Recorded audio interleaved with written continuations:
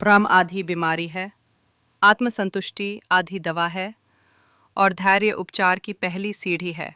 कहते हैं कि एक व्यक्ति की मुलाकात एक रोमन दार्शनिक से हुई। दार्शनिक ने उसे अपनी मेज पर आमंत्रित किया।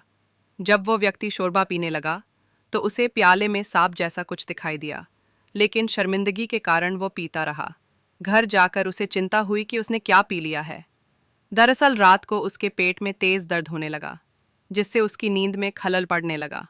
सुबह वो दवा की तलाश में दार्शनिक के पास पहुंचा, लेकिन जब दार्शनिक ने उसे बताया कि शोरबा में सांप नहीं है, बल्कि छत पर लगी तस्वीर का प्रतिबिंब है, और इसे साबित करने के लिए उसने फिर से शोरबा निकाला, तो तुरंत उसमें सांप का प्रतिबिंब देखा तो वह चकित रह गया। यह तथ्य जानकर उसका पेट दर्द तुरंत गायब हो गया। यानी सांप सिर्फ उसके दिमाग नहीं था। भ्रम में एक अजीब शक्ति होती है जो व्यक्ति के भीतर एक मूर्त वास्तविकता में बदल सकती है।